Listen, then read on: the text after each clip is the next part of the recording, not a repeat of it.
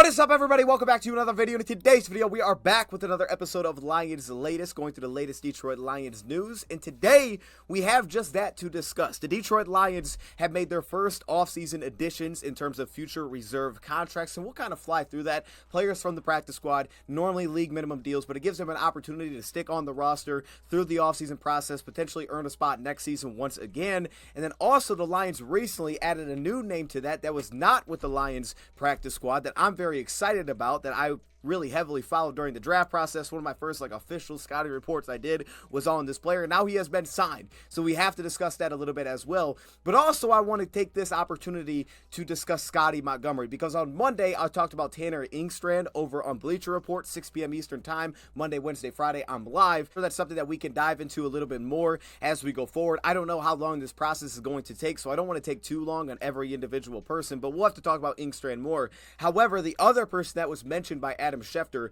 when Ben Johnson chose the Chicago Bears job as a potential replacement in-house was Scottie Montgomery. So there's a lot of options that the Lions could go with here. I think they will go ultimately in-house, and if I was betting, I would say I think it's going to be Tanner Engstrand. That being said, though, Scottie Montgomery, I wanted to look into it a little bit more and say, okay, what's the case for Scottie Montgomery as the Lions' next offensive coordinator? And again, this isn't the deepest of deep dives for time reasons, but we wanted to build a foundation of who this guy actually is. And of course, if the Lions do ultimately hire him as the OC, we'll take a lot of time to dive into what he's going to be bringing to the table. So with that being said, let's waste no more time. Let's get right into it, and let's start with these future reserve contracts. I'll kind of fly through the players that were with the Lions on the practice squad that are being brought back, because we know who these guys are. Jake Fromm, who stepped in late in the preseason for the Lions due to injury, and Jake Fromm, in a very small sample size, showed what he was capable of. I was a huge fan of Jake Fromm back in Georgia, so I remember being fired up. We did a video about Jake Fromm. It was a pretty long video, I'm pretty sure, too, when we first initially signed him for the preseason, and I can remember my instant thought was like, man, I want to see this guy in a full preseason.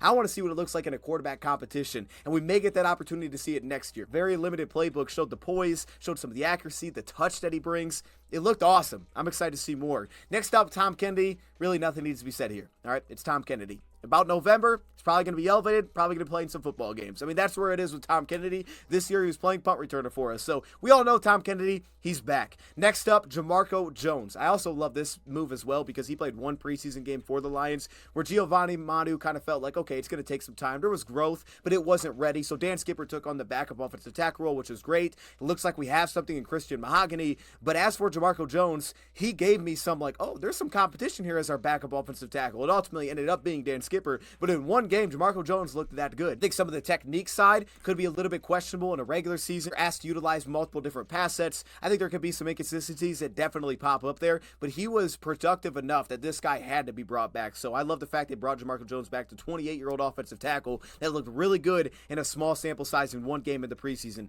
Same thing with Kingsley Eguakun, a UDFA that struggled in the preseason. Kind of the opposite, but this is normal with young offensive linemen. Usually it's a mess early. I mean, how many offensive linemen, especially if they're not a first-round pick, but even first-round picks, come in and look awesome? Christian Mahogany. But anyways, outside of that guy, because that's, there's still things there past pro. The point is, usually it's messy early. Kingsley Eguakun, I think, was no exception to that. It looked very shaky at center. That being said, though, the pass protection was the biggest issue constantly. There were some games where it was like, that's really bad. That being said, you did see a lot of the athleticism. You saw the zone scheme capability and the athleticism there as well, which opened up a lot of flexibility with his movement skills on the offensive line. So it makes sense they brought him back. This will be a good opportunity to see where the growth can take place this offseason, potentially earn himself a shot going forward with the Lions to just kind of stick around. Chris Smith being brought back, this is a no-brainer. Chris Smith played over 40 snaps for the Lions this season. He had a very unique role and a very specific role. It's like, hey, play about 9 snaps for us, and that's what we need. And Chris Smith has limitations. He's not the longest guy. He's not the most athletic. He's not going to give you a lot of pass rush. He may lose some lanes as a pass rusher as well in terms of contain, because he's just a little bit less length on that side. But what he did show is a ton of effort, a ton of gap integrity, and then also on top of that, it was consistency. You knew exactly where the guy was going to be. And with DJ Reader healthy, he was a very easy fit for backup. He wasn't going to go out of his ways to make plays because there were just limitations there, but in terms of effort, he was going to try to make plays. And I love that about Chris Smith. It was perfect to have him 8 or 9 snaps. I think next year, with Kyle Pecco, who is supposed to be the backup nose, Lions will have to address that again. I did love having Chris Smith as kind of a safety blanket. So shout out to Chris Smith for stepping in this year and just being consistent in his very small role when he would step in for a couple series. Isaac Ukwu is also back. This makes a ton of sense as well. Really came onto the scene in the preseason with just consistency and production. Now, Isaac Ukwu, to me, maybe not as talented in some rights as a guy like Matthew Betts was, but what he was, the guy that translated to the NFL. Like, he was the guy that looked like, okay, some of this can translate in an NFL game. And I think we saw that against Dallas. We saw a lot of flashes against Dallas when he stopped into a really big role for us in for the Aiden Hutchinson injury. He played only 2 games, Dallas and Minnesota, but this is a guy that carries the long arm move, carries the size that the Lions want at that edge position, and also carries some of the pass rush skill set that will translate in a regular season game, not just in the preseason where you're overwhelming a tackle that just doesn't match up at all. And I think Isaac Ugu showed that capability. I think there's probably limitations there, but he is capable of winning in an NFL regular season game. Next up, Abraham Beauplan. Speaking of great preseasons, perfect example. With how good the linebacker room was in the preseason, this is one of those guys you're like, man, I just wish we could have seen him more. He played in 2 preseason games, and he was fantastic in those 2 preseason games. He was elevated multiple times for the Lions. He only played special teams and not on defense. I thought against Buffalo, maybe they were going to give him a look on defense just because of where we were at. They didn't do that. I thought at one point maybe they put him at Sandbacker just to see what it was going to look like. They ultimately saw a little bit of Anthony Pittman. This guy was aggressive as heck. He created negatives as a linebacker, showed the sideline athleticism, which was required of him in some of his coverage assignments, which weren't, maybe the most complex, but he was capable in that role. He just played fast, and he has the fit of a special teamer, and that's what he did this year in 3 games. So makes a ton of sense to me. And then you have Deron Gilbert, who is an interesting one because coming out of college, it was like, yeah, he plays linebacker, and he's built like a safety. And Deron Gilbert ultimately played linebacker for the Lions. My best memories of Deron Gilbert was he only played 1 preseason game, but in training camp, in the build-up to preseason, Deron Gilbert definitely flashed multiple times. I remember multiple days coming away with notes of Deron Gilbert and what he was capable of, especially as potentially a coverage piece. I think he's definitely built to fit on special teams as a reliable tackler. Deron Gilbert being brought back is a fun piece. I think that there's a potential upside to, where could it get to? A Jalen Reeves-Maybin type of role, an Ezekiel Turner type of role. But unfortunately, due to injury, it kind of knocked him out after 1 preseason game. And then on top of that, so we didn't get to see him. And then on top of that, the Lions ultimately brought him back to the practice squad December 26th. So clearly they had love for Deron Gilbert and what he was capable of, and obviously we see now they want to keep him around and see what he can really bring to the table. Lawrence Strickland was awesome. This was one of my favorites of the UDFAs that we picked up was Lawrence Strickland. I loved him as safety, but man, the Lions said, you know what? He could play a little slot corner too. He showed off flexibility in the preseason, which I thought was massive. He was one of the predictions I got right. Not many. I'm going to be honest. I didn't get many right from the 53-man roster, but if there was one that I did get right, and I'm going to stake my claim because I actually hit it, it was Lawrence Strickland. I thought Lawrence Strickland would make the 53 because that's how well he performed during the preseason. I think he earned that spot. I think especially now with the safety position and Brandon Joseph had been let go, it's nice to have that depth. But I think Lawrence Strickland has a lot of capabilities. And him showing like, oh, I can play a little bit of slot. Like, that's not natural, but he could because he could play safety and slot. The flexibility, I think, meant everything. And he's also, again, another guy that's built for special team success. So I'm fired up that Lawrence Strickland is back. I love it. That'd be a fire jersey. If I knew this guy was going to stick around for like 3 or 4 years, I'd probably be slick and at least get a shirt that says Strickland. I might have to think about that. It'd be fire. Stanley Thomas Oliver is also being brought back. He was the depth for the Lions during the end of the regular season and into the playoffs without Rakestraw. Depth at cornerback. We saw him very little bit in the preseason back in 2021, 2022, 2023 with Carolina, not with the Lions. So we haven't seen him as Lions fans. But that being said, the Lions clearly like him. Eric Hallett, I hope I'm saying his name right. This has been the safety that the Lions kept around on the practice squad, who fits in kind of that free safety role. Again, a little bit more depleted in terms of depth, but the Lions brought him early and they kept around interesting ones just because of having a guy like Mo Norris. There's definitely been a lot of young competition heading into the safety room this next season, but we also keep in mind Ife Melifonwu is set to be a free agent. So depending on how that shakes out with the depths, does Brian Branch go back to safety? Does he stay at the slot cornerback position? Obviously, Strickland can give you some flexibility there. If they keep Brian Branch at the slot, you're going to need some safety depth, so competition is going to be important. Being said, the players they didn't decide to bring back, and this one hurts a little bit. First off will be running back Jermar Jefferson. I personally think the guy that we're about to talk about, Scottie Montgomery, did a really nice job with Jermar seemingly this season. I mean, he seemed to thrive in kind of more of that duo downhill scheme. There was some decisiveness there. There's always been toughness as a runner. That absolutely showed up. And then I think just some aggressiveness in terms of pressing the line of scrimmage, just speeding up the entire process was great. Yeah, there was maybe some issues of like foot quickness, some of the ability to get skinny. There's not a lot of creativity, I think, in space in terms of like he's going to go make guys miss. And then the pass game impact seemingly is pretty limited as well. Like he's not a separator maybe as a route runner necessarily, but I did like Jermar Jefferson's step that he took this season, and we mainly saw him on kind of the downhill. He's always been a zone runner historically as well, so I liked what they did with him this season. I hope that at some point he's back, but as of now, the Lions are pretty deep at running back. Greg Reynolds, we'll have to see. Currently going to be a free agent, but with Sione Vaki under his rookie deal, the Lions are carrying those 3 running backs already. When Alexander gets thrown into that mix, this one isn't really a surprise to me, picked up during the season. I mean, I think what we anticipated what the Lions were going to get here in a Will Backer, understanding the limitations. I don't know that he popped necessarily in his 2 game. Ultimately, it was David Long who the Lions went to that I thought brought the energy that they needed. I mean, David Long played about 30 snaps. He played a ton, and he was fantastic, I thought, against Buffalo. So he was actually the guy that I think brought kind of life to the table of like, okay, this is what we needed to stop the run plays that we were getting killed on, which similarly to the Washington game, a lot of that gap scheme, I thought he kind of brought that to life for us. So I wouldn't say that was a huge surprise. James Mitchell, you hate to see that one as well. James Mitchell, who I was looking at Ingstrand yesterday, had his most productive season as a rookie for the Lions under Tanner Ingstrand. He had a really strong season that year. Haven't really seen much of him since then. You also have Donovan Peoples-Jones, who was he going to make the team? He didn't end up making the team, kind of stuck around, but we never saw him during the regular season. Maurice Alexander. Now, Maurice Alexander played really well in the preseason. I mean, it was going to be hard to choose like which of these receivers could actually make the team. Lions chose none of them, but Maurice Alexander was definitely the most productive in the preseason for the Lions, and again, he brought some punt returner ability to us. Maybe not fantastic, but he did bring that. So I think that you can clearly see the Lions let go of most of the vets here, went with more of the younger guys that's kind of in their year 1 of their deals. Outside of defensive back position, Jamarco Jones at offensive tackle, who had a fantastic preseason game, and then also probably Chris Smith, who was definitely productive during the regular season. So I'm a little surprised by the Jamar one, but I get it in terms of running back depth that they do have, and they've seen him for years now. Lions also made the decision to bring in a new receiver on a future reserve contract. And keep in mind, Allen Robinson was one of the veterans that they had. Tim Patrick, we'll see if he gets brought back. I'd love to have Tim Patrick brought back.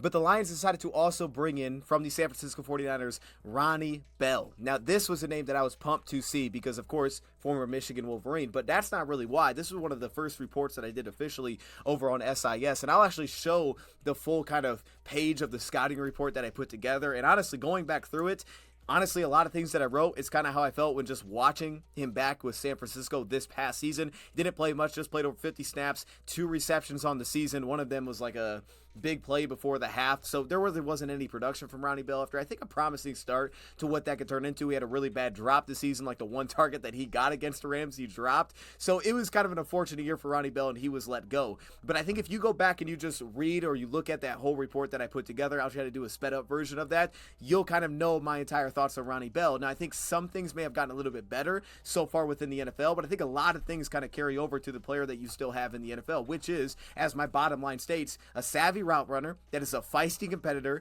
that has an adequate threat once the ball gets in his hands. He had some returning background as well. Average hands, and you see that with the drops early this season. I thought he was average in terms of separation. A lot of that knock for me was in terms of the vertical speed that he brought to the table. I thought that was very limiting, and I think you even see it this past season where there's not a ton of suddenness. There's not a lot of like aggression in the vertical push that really threatens defenders. You will see like Tampa 2 linebackers kind of stick with him on routes relatively easily. There's not a lot of threat that he necessarily puts on defenders in terms of those spots. He was typically just used as kind of a clear out piece this past season, which is super unfortunate. Constantly, to me, excelled, especially back at Michigan, was his route savvy, and I think that still shows up. There's a lot of integrity within his route running and in his vertical push, and there's a lot of that. There's also a lot of sync within his route cuts, with contact balance through the top of the route. He understands angles and how to create leverage into the top of the route while also being a good blocker as well. But I think it's the savviness and the route running that lead to upside, as this is a guy that can separate. I don't think he's a great separator. I think there's really limitations there. I thought that he would have problems getting off the line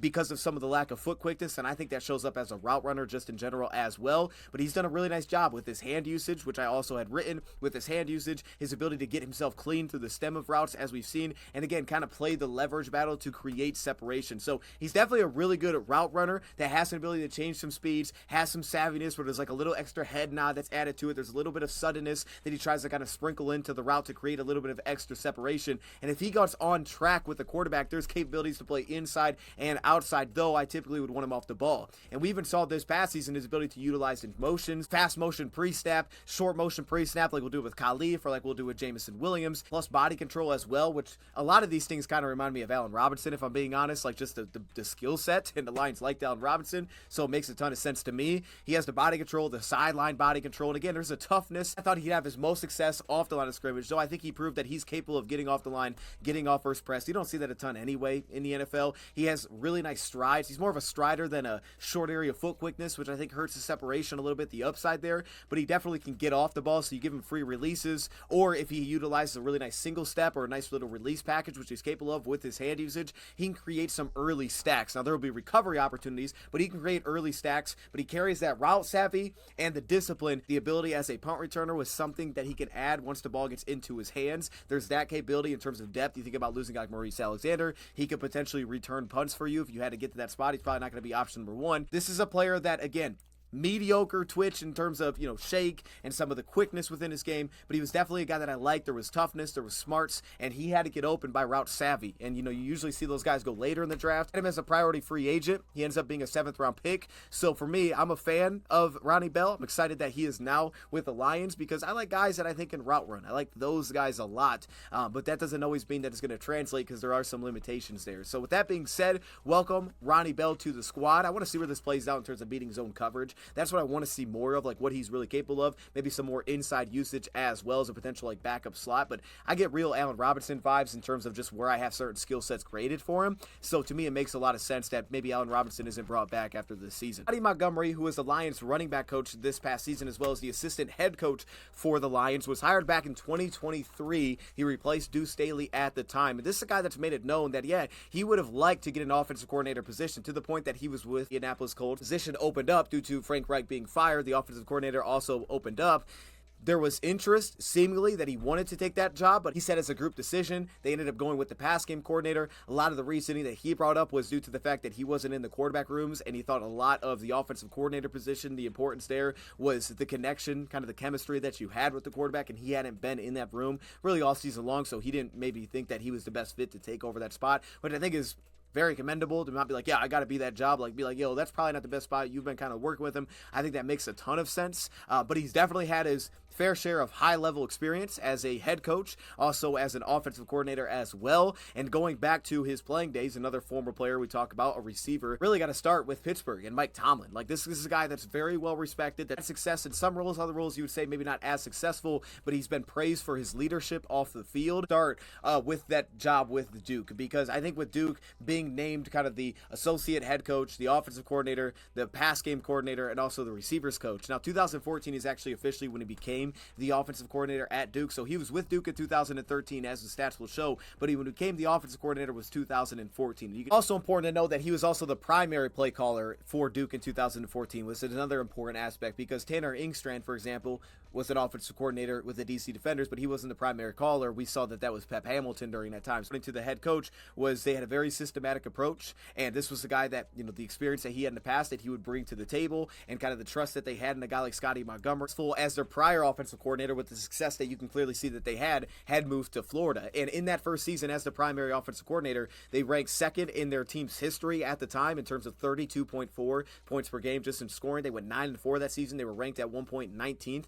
Some of the statistics seemingly took a little bit of a step back. Definitely in the passing game, that's at the top there. Yards, touchdown percentage, a little bit, completion percentage. I definitely think there's a couple of important sidebars to this, and we're not going into like any of the film of what these offenses look like. We can dive into that more later. I just want to focus on the numbers here. First off, in 2014, this was Anthony Boone's senior season. So the year before, he had a strong season. If you look at Anthony Boone, who was their senior quarterback in 2014, the first year that Scottie Montgomery became the offensive coordinator, his stats actually, you would say, improved outside of completion percentage. Definitely more yards. The touchdown to interception ratio improved. The yards per attempt dropped a little bit there, so it was just more passing attempts that he had across the board. But he had a strong season, and you can even see it just by the success that they had as a team. He also, when he arrived, had Jamison Crowder as one of his receivers in 2013, who had his best season the year that he had arrived as a college athlete. We know that he also went on to play in the NFL, led by an offensive coach that was really well regarded as an offensive coach at the time in Cutcliffe, and you could see the success that they had offensively year after year there. So had Thomas Sirk step in at quarterback, and that was really the first time that Thomas Sirk was the guy for Duke, right? He was a junior that season,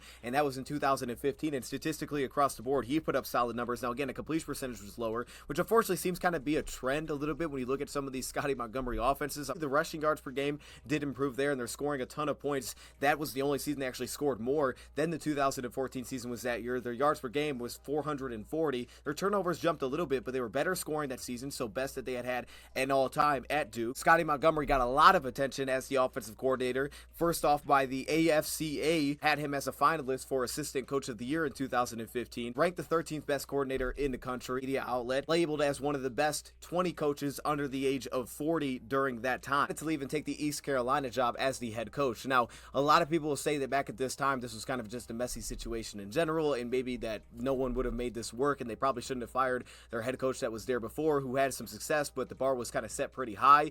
McNeil the year before, and that opened the door for a guy like Scottie Montgomery to take the position. Problem with looking at just the direct stats, when you look at some of these coaching staffs and how they produced as an offense, there's a lot of movement that we know takes place, especially at these smaller schools like East Carolina, because if a player plays well, those other teams are going to want him. And that's actually what happened when you look at East Carolina. So if we just focus for a second on the quarterback position here, this was all over the place. Gardner Minshew was the quarterback for a second there with East Carolina back in 2016 as well. He was there at East Carolina, and he actually was upset because he lost some of his eligibility in 2016. He actually tried to injure himself, but then he ultimately returned at the end of the season, and he took over the starting job because in 2016, it was Gardner Minshew who had played a little bit, but it was also mainly Philip Nelson. And Philip Nelson was in the last year as a college player, and he had pretty much a long break between 2013 and 2016 where he stepped in as a walk-on, had his best season as a college quarterback with East Carolina, so it worked out really well for him. And you go over to a guy like Gardner Minshew,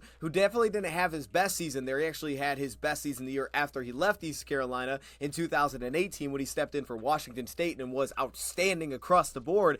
But it began at East Carolina where Scottie Montgomery noticed Gardner Minshew at the junior college level. They had brought him in, so we saw him there in 2016. Then in 2017, he got the nod first, ultimately got benched in 2017 after one really rough game, ultimately became the starter once again, and by the end of the season, he was putting up insane numbers. I mean, 10 touchdowns to 5 interceptions, but 2 games over 400 yards passing, 1 game over 350 yards passing, and that drew interest from a ton of schools, including Washington State, who did bring him in, but also schools like Alabama, where Loxley became the offensive coordinator, and their little connection there is that Loxley ultimately brought in Scottie Montgomery, offensive coordinator of Maryland, which would be his next stop. So there was a connection there and an overlap. East Carolina, you could see some of the dip in terms of some of the statistics year after year, because in that 2018 season, again, Minshew transferred out. He went to Washington State, and in that 2000, after having that awesome finish, so who knows how that season would have went. We clearly saw that with Montgomery, it took off. We saw that in the final few games of the season. Threw the ball a ton, but it took off.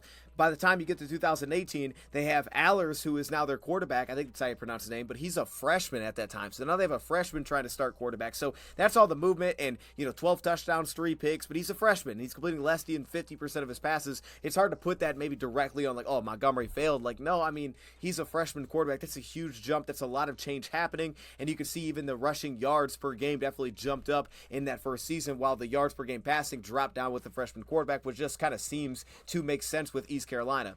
The problem here is with all of this going on, and we're just focusing on the offense side of the ball, the team only won 3 games each season, and he was fired after that last season, where again, a lot of people said that he probably shouldn't have been hired to begin with. They shouldn't have fired the last coach, who was an alum of the school that was producing well with the school. They shouldn't have done that. They went to Montgomery. It was only a position that he could really fail in with the bar that they had set. He had won 7 games outside of beating, rival. They beat North Carolina. Those ranks were across the country under Scottie Montgomery, right? 12th in terms of completion percentage the first year, 6th in terms of passing yards, 24th in terms of passing touchdowns per game. And even in 2017, where it's, 2 different quarterbacks playing, and you have a guy that takes off during the end, 12th in terms of passing yards per game, 5th most in history for the team, 426 yards per game. That was 42nd in the country, so that was above average. Year before was even better at 467. In that season, they actually ranked top 25 in 11 different offensive categories with East Carolina in 2016, with Maryland now back into that offensive coordinator role, but also now working as the quarterbacks coach here.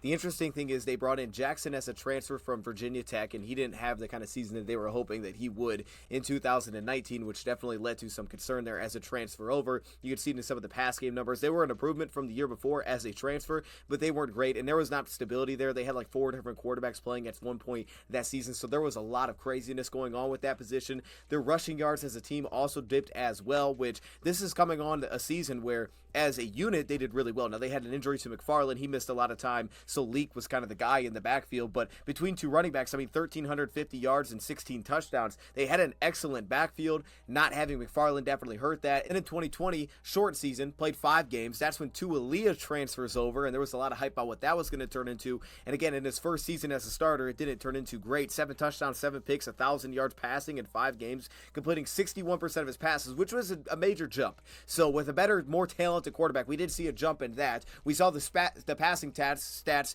take off versus where they were the year before, and the year before he actually got there. The rushing stats continued a little bit of the decline, probably just some of the talent that they lost there. And then the yards per game jumped up to middle of the pack, but he was fired after the season. That's when the Indianapolis Colts went out and scooped up Scottie Montgomery to bring him in as a running backs coach. And I think the most interesting thing about that is there was no history of being a running backs coach before this spot. I mean, he was an assistant. He had done passing game coordinating. He had done receivers coach, and he was a receiver, so that made sense. It speaks to kind of the respect that they just had for the coach in general to bring him in at that position. And remember, he took over a very important room. I mean, he took over coaching Jonathan Taylor, and he led Jonathan Taylor to that first breakout season that we did get to see when he was the running backs coach, really in 2021. I think we know what he's capable of as a running backs coach just as Lions fans. Now, it's hard to compare it to anything here because we had only seen him working with Jahmyr Gibbs and Dave Montgomery as the top 2, and some of those other things we want to see where it goes. I mean, I think Jefferson had a good this season, but I had seen him in the past look pretty good as well. It's just always been a small sample size there. Craig Reynolds, I thought, looked really nice when he stepped in. I guess if you look at the statistics of it for the Lions side of things, Jahmyr Gibbs, he's been one of the best backs in football. I can definitely say that Jahmyr Gibbs has improved a ton from last year, just in terms of the pacing as a runner. I don't think it's still perfect there. I still think there's room to grow within that for Jahmyr Gibbs, but definitely as a route runner, as a pass catcher, the expansion of that aspect of his game has been massive. I mean, the guy had the same amount of receptions, but way more, I mean, at 200 yards more receiving. That just speaks to how dynamic he became of his actual route runner. And toward the end of the season, that absolutely took off, as we all got to see firsthand. So there was that aspect there. And then, of course, his rushing stats got better. His yards after contact got better. He had 1 drop this past season. And even David Montgomery. Now, Montgomery's tough because he had a shortened season, but Dave Montgomery, 39 forced missed tackles, 5th in his career. But again, he missed some time, as well as more yards after contact, best in his career this past season. And 4.2 yards per carry was 3rd best. Year before, he was 1st or 2nd in all of those categories. Gibbs has gotten off to a fantastic start, definitely got better, and they invested in that position with the addition of Scottie Montgomery. That the forced missed tackles in that limited amount of time was still higher than the entire 2020 season for Jonathan Taylor. Again, the statistics took a drop back as a whole, but that was higher. The yards after contact was higher than that season. So in terms of working individually with running backs, I don't really have any doubts that Scottie Montgomery makes those guys better. With Jonathan Taylor, there was questions coming out of Wisconsin about that and what could his passing game impact be. And even though statistically it feels very similar across the board, Colts fans felt like he was even better as a pass game target, which based on what I've seen out of Gibbs, I believe completely that that's something that he does bring to the table. And I think Sione Vaki, we started to see that, but he was really capable of that. I think we're going to continue to see that. So I don't really have any questions about his ability to develop running back. And while I do think there's definitely areas that a guy like Jahmyr Gibbs still needs to continue to improve, like between the tackles, when things are a little bit muddy between the tackles, and just some of the pacing, how aggressive he is attacking the line of scrimmage, I love how some of the traits have carried over. You know, the active feet as he presses the line of scrimmage, the aggressiveness pressing the line of scrimmage, and of course, all that they've done in the pass game. And I would also throw in fumbles too. Gibbs has had 3 fumbles over 2 years, and even with Jonathan Taylor at the time, they thought that he really had helped Jonathan Taylor pull back on those. And his fumble percentage with Scottie Montgomery was just over 1% per carry.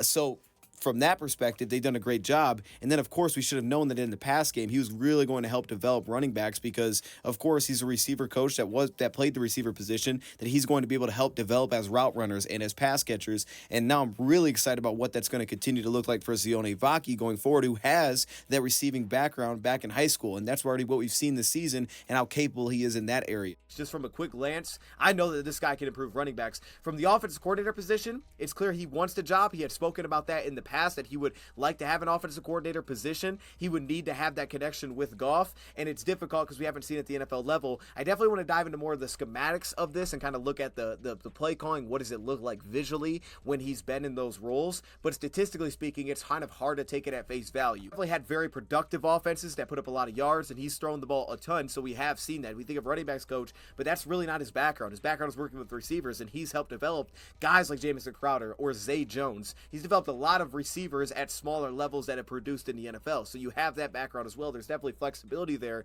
And I think when you think of a guy like Tanner Engstrand, background of working with running backs and being a running backs coach, it also could open up that door as well. Say if Scottie Montgomery became the offensive coordinator, that Engstrand, who now has become just a pass game coordinator, could that potentially overlap, that he could potentially add that onto his plate? I mean, that seems like it could be on the table. So with running backs, he's clearly done a fantastic job. There's a lot of respect. Seemingly, he would like the position if it was offered to him. But for the Lions and Dan Campbell, as he said, he needs a guy that connection-wise is going to connect with the quarterback. And I don't know that there's a great history of pointing to and say, like, this worked for sure, but there's definitely been production. So I think it's an interesting spot. That's kind of just a foundation I wanted to build in today's video. And then finally, just to kind of leave this off, I know Sheila had a little bit of a message for the fans, which I love. Shout out to Sheila Hamp.